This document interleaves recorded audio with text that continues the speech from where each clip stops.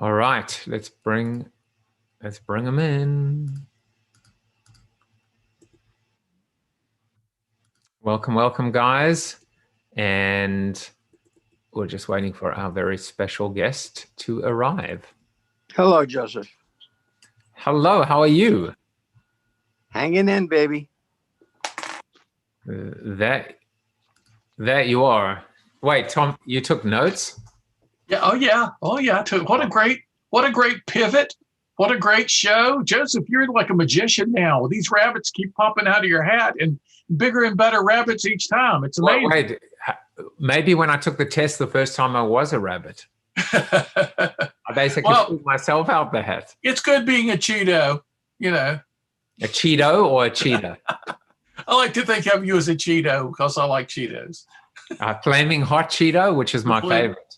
Oh, and here are my notes. Angelina, my notes for the day. Look at this. I got so excited. All the red, all the yellow, all the blue, red, white, and blue. Awesome. Yeah. Awesome. Very patriotic. Thank you for doing that. It's a pleasure. You bet. It's always my joy. That's the way I maintain my lifetime learning, is by taking notes all the time. This was so awesome for me. Like, I love the ruminations, right, on thinking about agility and stability, or agility and luck, or even this idea of the 3 states, and the idea. I mean, it just like it got me thinking about size and agility, like David and Goliath. There was just so much stuff going on, and then of course this continuum of corporation culture, people, learning. I mean, wow, this was like I mean, this was like a masterclass. And you know, that preparation and opportunity thing that you were puzzling over, and you sort of put it aside so your brain wouldn't explode live on TV here. I think preparation and opportunity make luck possible, but preparation and opportunity must make agility actual in order for the luck to blossom. Because it's not enough for luck to have preparation and opportunity. You could be a well-prepared actor sitting on the stool in the famous drugstore in Hollywood where the great producer walks in. You got the preparation, you've got the opportunity, but unless you have what makes for the agility, the alchemy is not going to happen. So that's the way I see the connections, at least on first blush, you know. Yeah, I actually like that a lot. It makes luck possible, but it doesn't create the luck necessarily. That's right. You've got to be agile enough to use your preparation while spotting the opportunity and mixing the two together with this alchemy, and then boom. And so your agility is your ability to use those 2 ingredients make possible agility too, the preparation and the opportunity, because if you don't have preparation, you're not going to be agile in a healthy way. If you don't have opportunity, you're not going to be caused to be agile in a healthy way. But you've got to bring something to the mix, your own initiative of alchemy, and then boom, this stuff comes together in this beautiful way.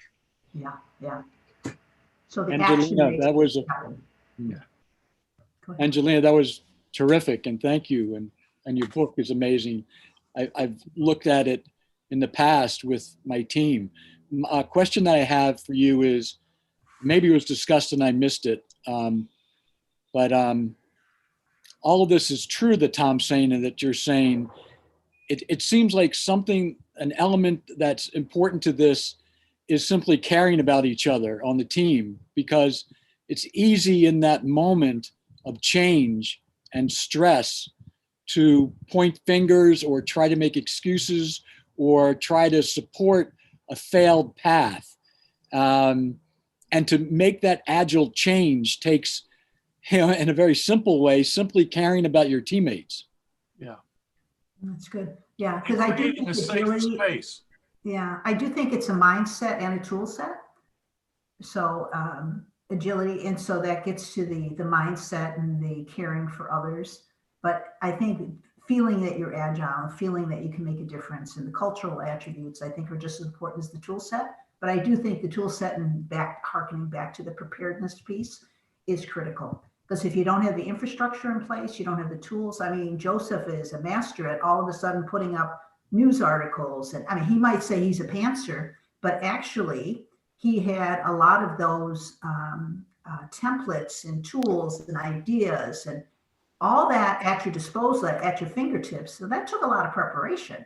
That you just didn't build that from scratch. You had to be able to pull into that arsenal, Right. Joseph, and pull all those pieces together in order to enable agility to happen. No, I'm a pantser. I'm a pantser. I reject it. I reject it. No, but you know what?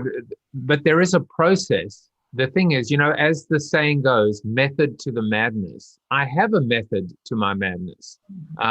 For example, amidst a messy office or I'm not the tidiest person, but I know where everything is and where to find it, or at least how to look for it. And a lot of the stuff, I mean, listen, this, you agreed to come on the show at about 6:30 Eastern last night. So that it's a manic, the pants, I mean, what's the other one? The planning part of it is within the framework of being a pantser, if you know what I mean. Again, it's not an or, it's an and. And then there were like little things, like when you said what you said earlier, I was like, you know what, let's just end the show there and then. So that energizes me, the ability to mix it up and change things and never be too predictable. So what I take away is, even though I said I reject what you're saying, I accept what you're saying. And I actually see it as a very interesting mix. I will share with you, Angelina, this image that I've been trying to think about with respect to culture, with respect to many different things, which is, when you look at balsamic vinegar and olive oil at a restaurant, right? They pour the oil and then they put little bits of balsamic and it forms a blob within, and it's, they don't mix together and they kind of form sometimes nice shapes. And I think about, slow and fast culture, and I think about entrepreneurial and executive culture and why they never seem to mix in an organization. And then I realized that the image that came to mind was when you go to a restaurant or you go to Crate and Barrel and you buy these beautiful holders and you actually see the olive oil and the balsamic living in the same container, but they're not together, but they're together. And in some of them, you can see tubes going through, and they're two different spouts with two different corks in. And the art is in knowing when to go to the one versus the other, and in which order and in which quantity. And that's how I kind of came to terms with it, which is they're not a blob. They don't live together. They are connected, but yet not together. And it was just this way of thinking about it, which is when you try and make them the same, that's when the organ, the host rejects the organ, if that makes sense. Well, they're dynamically interactive. They can never be homogenized, you see. And that's an Eastern philosophy kind of thing, the yin and yang, and the interpenetration, the interaction, but you need both. It's like the stability and the agility, the roots and the wings. They're not opposed. In fact, each, to be at its best, has to be integrated with the other. The classic thing for philosophers like me is freedom and order. We want the right kind of order for healthy freedom, the right kind of freedom that supports healthy order. And so it's the individual and community. And life is full of these kind of apparently paradoxical elements that seem to be polarities, but are deeply entwined, or kind of, to use a term from quantum physics in a different way, there's an entanglement that never allows for homogenization. And wisdom consists in part in the ability to discern how to use each properly in interaction with the other. I love when Tom speaks like that. I don't know what the hell. I didn't understand a word of what just came out of his mouth, but I was just nodding. I was like, wow, that's interesting. It also relates to diversity, right? Yeah. You don't want a melting pot, That's right? And, the whole thing of, you don't want a melting pot wherever you want to retain each individual uniqueness, That's but right. bring it together. So that's why the melting pot has been replaced by the salad bowl. Have you heard that analogy before? Where each piece within the salad, vinegar and oil, whatever, all the tomatoes and the cucumbers and all that add to the texture of the final product. But it doesn't have to be a melting pot where everybody becomes status quo. And Jan, Jay-Z here, as I like to call him, he brings in the moral element, because in our talking about this, we too easily pay attention to what philosophers call the metaphysical and the epistemological, but we leave out the moral. And proper agility in any community, whether it be a political community or a business community, proper agility depends on a certain measure of trust and safety and compassion. And so if you're not an agile person, you're going to be a fearful person in confronting change. And if you're a fearful person, it's hard to, at the same time, to be a caring and compassionate person. And so all this kind of blends, weaves together in a very interesting way. Yeah, when Joey and I took a course from a SEAL team commander, and with all of the education, all of the training, it's like mind-boggling what they're equipped with. Each person is equivalent to 6 other soldiers in terms of their particular type of arsenal on their person, not even to speak of the training that they go through. He said it's all for naught if they don't love each other. I mean, he was serious about that, not just in a, this is a good place to be and you form friendships. He meant it as an element of their agility. Yeah. Now that's good. And the Greeks even talked about, as opposed to this modern stuff we've heard in the last few years about not letting gays in the military, the Greeks had the opposite point of view for especially that kind of friendship, affection. The more affectionate people are with each other as persons, the better they'll fight together in situations of great danger.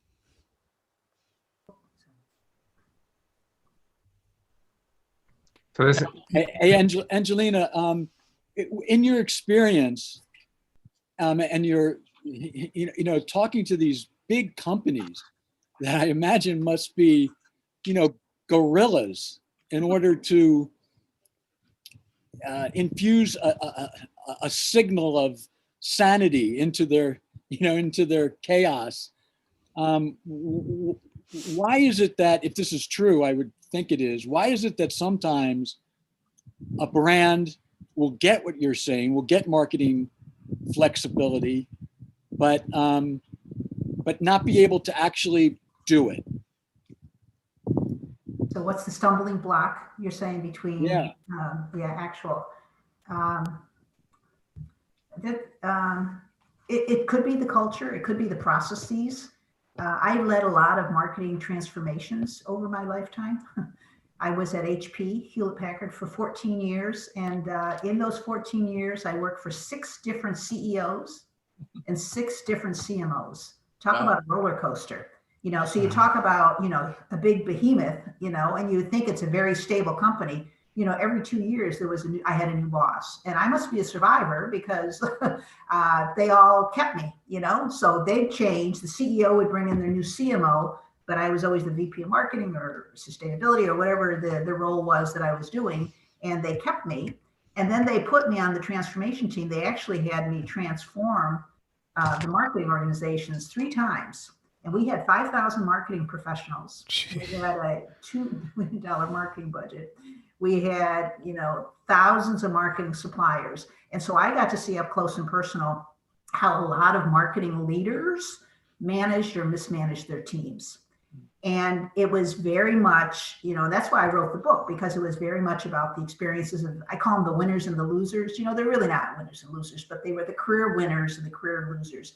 And so many people, and I kind of attributed, so many people put themselves first, leadership, and their team first. And what can I do during this change or this transformation to protect my team, my budget, my standing, my position, instead of putting the company first? And that's a hard thing, when you have a business first mindset, or customer first mindset, if you will. It's probably more palatable. It's hard to, when company is facing a downturn or new competitor or market change or whatever, or a bad quarter, to think of the company first, but you can't have a solvent career unless you have a solvent company. So the order should be company first or customer first, team second, self last. And if you make those decisions on transformations, during transformations with that mindset, you'll have a very solvent career. And in turn, you'll contribute to the solvency of a company. But people that get it backward and say, hey, this is going to make me look bad. I'm going to lose my team. I'm going to hide my resources, or, not play, but I saw so many bad behaviors, runaway budgets, mismanaged agencies, multi-year sponsorships that should have been canceled years ago. And, it's just, it was really fascinating. So a lot of your questions in the assessment actually talk to continuity or sometimes new people arriving. Like, what do you do when the new boss arrives? Do you start updating your resume, or do you try and be indispensable to them? But again, it's amazing how culture is just, it all comes down to that C word. That's why like one of the reasons why I wouldn't say I've rejected, but I get a little irritated sometimes when everyone keeps talking about purpose in an organization. Culture supersedes everything. It lives above everything. Purpose almost seems like a fad in many respects. It's not, obviously, but it's companies really just looking to appear to be moving with the times, but the culture doesn't really promote this sustained, and this deep-seated, the love, as Jan would refer to it as well. So it's very interesting to me how, that continuum that you presented, Angelina, but the reality is that easier said than done, right? Because, the more senior a lot of these people are, the more they dig in their political heels and try and preserve the status quo and the fiefdoms. Yeah. If I had one follow, I don't know if you want to comment on that, but I wonder if you had to divide an organization into C-suite, senior management, middle management, and then everyone else, right? Kind of junior or entry level, younger. Where's the real rot? Where is the real impediments to change and to progress and transformation? Yeah, I think it's in that second and third layer. I don't think it's the rank and file employees, and I certainly don't think it's the C-suite, because I do think all the CEOs I've worked for, I do think that they want it to work. They want the change. They don't understand why things aren't moving fast enough. And I think employees are just waiting for direction and guidance and, give me a reason or a purpose, for why I should make this change. But I do think it becomes in the middle managers and the senior. It's probably more the senior leaders, if I were to pick those. And I think it's the way, I think they reach a certain level, and this could be, my bias, a certain level of success in their careers. And they start thinking about themselves, and their how they're perceived. And, it's very hard to let go. It becomes a very competitive space. In the middle manager, senior leaders space becomes very competitive, and they're always looking to move into that C-suite. And so there's a little bit of, I don't think it's a healthy place to be. You could compare it to the Senate, but I don't want to get political on this, but we tend to get political in the after show sometimes. I also want to I'm just going to post in the chat a quote from that brilliant article that you shared.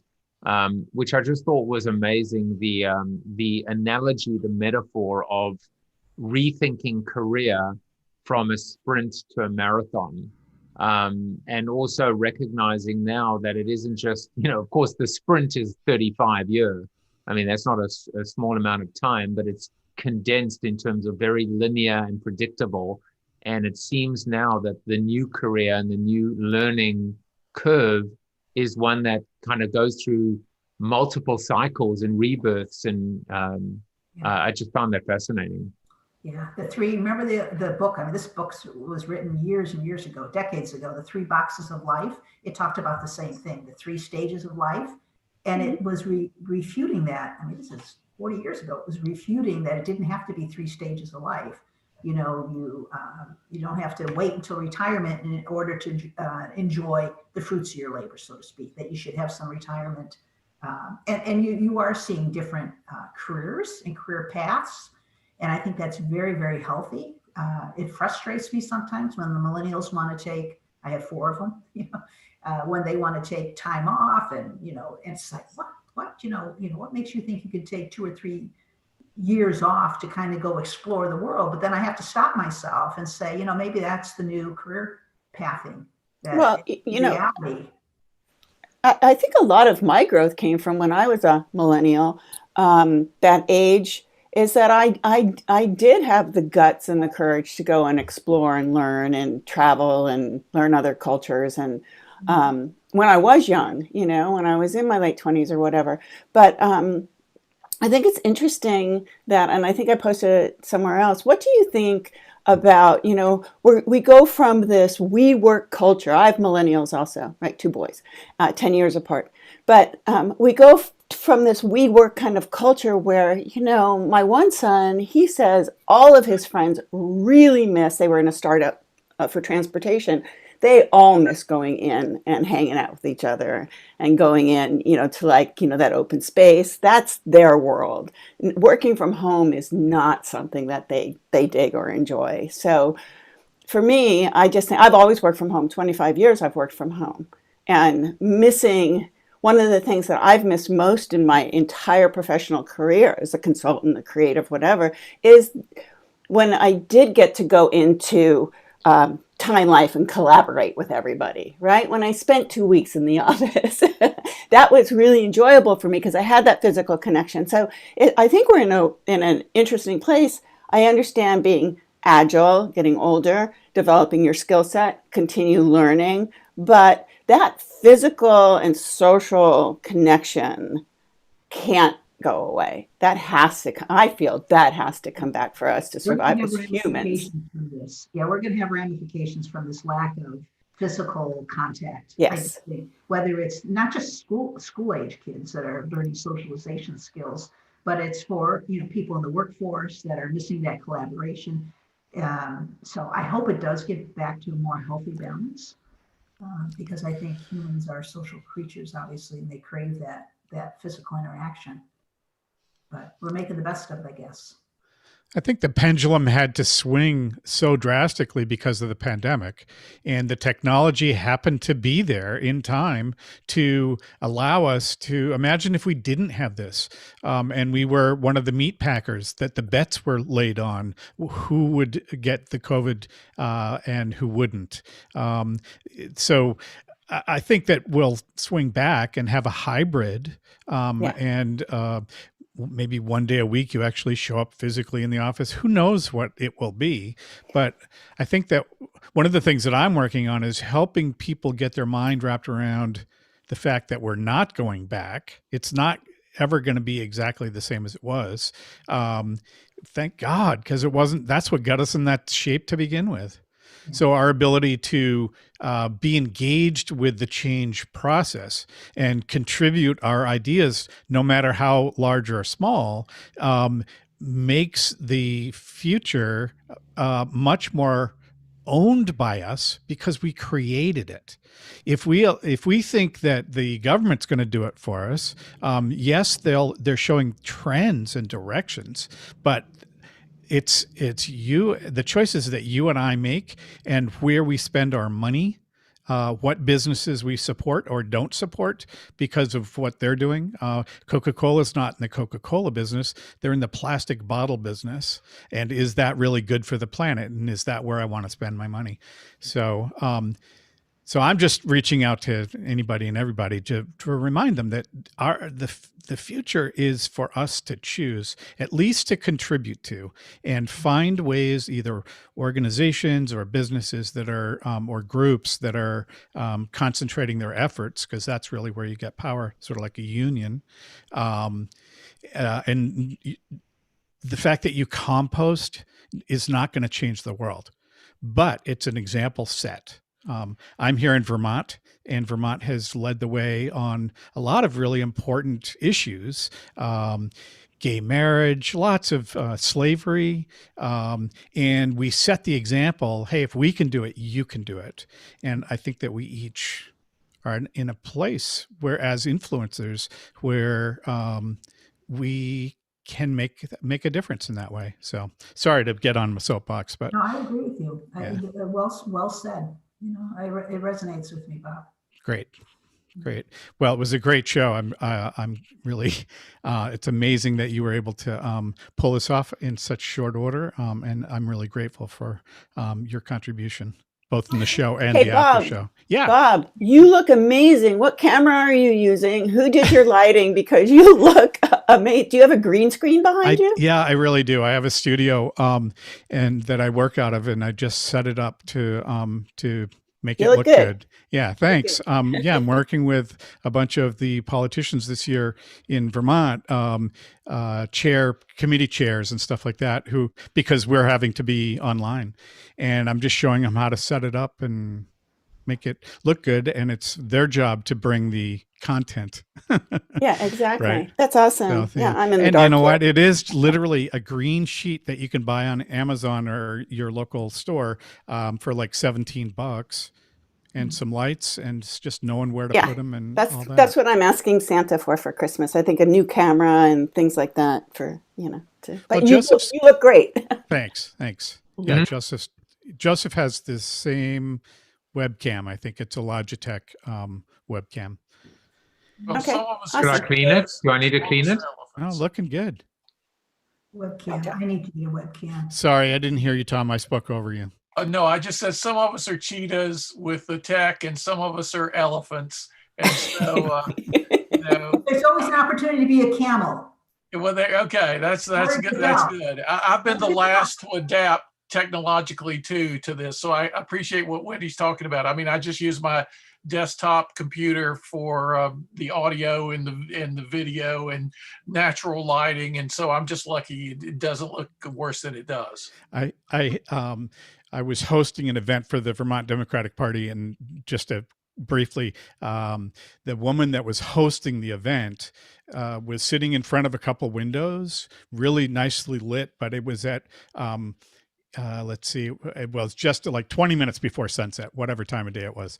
And as it got later and later, it got darker and darker. And so as she was interviewing Howard Dean, and she was getting darker and darker. And then I sent her a private message and I said, Mary, you got to turn a light on. So she turns the light on in the ceiling up behind her. So it was even worse.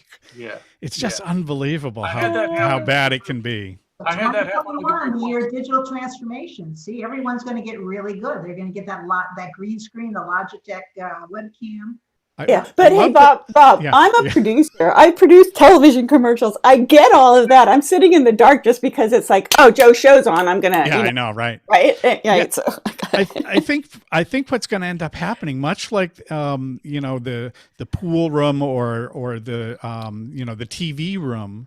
I think those of us who do this kind of work, like Joseph's doing, he has a studio in his home. So all he has to do is come in, probably with his laptop, pop his laptop down, plug in the hard drive or whatever, right? And he's ready to go. Flips the light switch here, got the mic there. And I think for me, I can walk into my studio, flip the light on, and I'm ready to go in seconds. And it's just, I think we'll end up going that direction for those of us that work. I resent you implying that my whole setup is easy. This is unbelievable. Look, let me show you. Let me show again, people, how ridiculously complex this is. I can't even do this properly. So hold on. Let me see what I look like so that it's not too embarrassing. Oh, there we go. So these are the two Nike shoe boxes that the laptop sits on. Very exactly. the extensive show notes, which basically is just the stats that I was quoting. My notes, which are over there, the mic.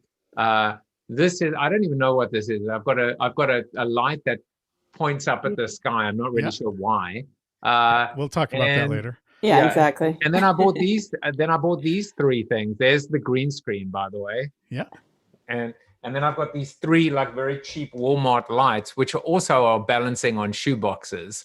So as you can see, this is This is state of the art, my friends. State of the art, and that's the Logitech cam that's just sitting on top of my laptop. You know what? This is like the Wizard of Oz, and we get to see behind the curtain. That was pretty exciting. I don't know if I'm Dorothy or the Cowardly Lion, but it was pretty exciting to see the real setup there. You want to see mine? It's all over the place. Everybody can share their setup. Oh yeah, you don't want to see mine. Well, the one thing that I'd said on the show with Kerry Gorgone, which was that Room Radar, which of course we were introduced to through Steve Garfield from stevegarfield.com, also the author of Get Seen, I might add, is that this is the new way to actually stand out and break through. You know, Scott Monty has his bow tie. Some Fauci has his socks. It's important to be able to break out or break through. And Room Radar is a brilliant. I mean, the concept of it is great, but more importantly, when you've got a room that is so interesting that people are kind of looking and going, "What is that?" And tell me the story of that. And what's on the wall there? Is that absinthe, Tom Morris? Right. Yeah. Are those guitars?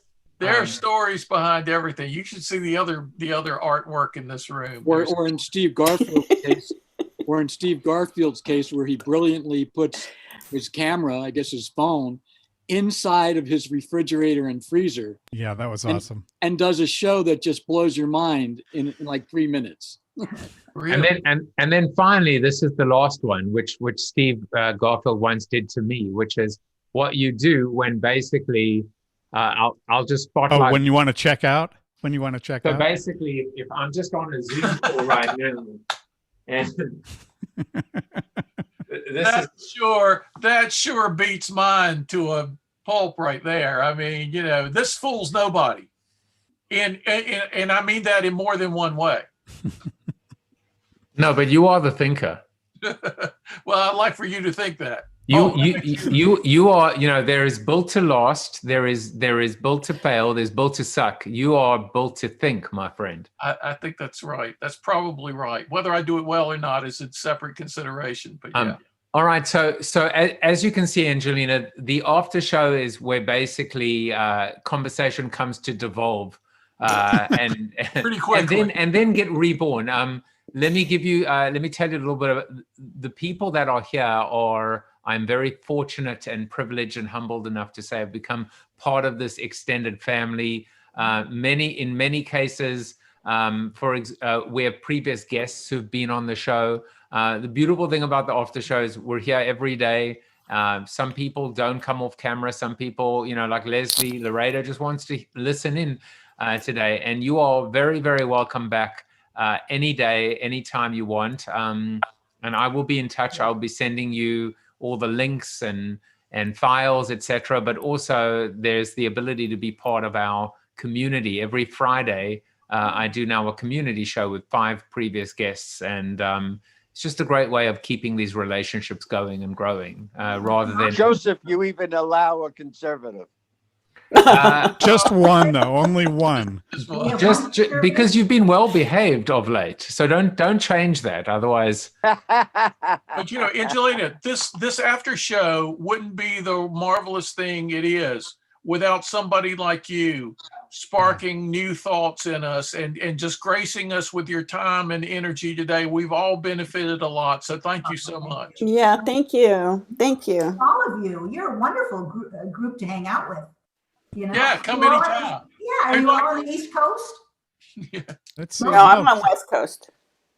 West Coast. Wendy and Joey they're both. Joey's West Coast as well, and we tolerate the West Coasters. That's been our. Yeah. All right, guys, it is just north of 30 minutes. I'll stop the recording, and believe it or not.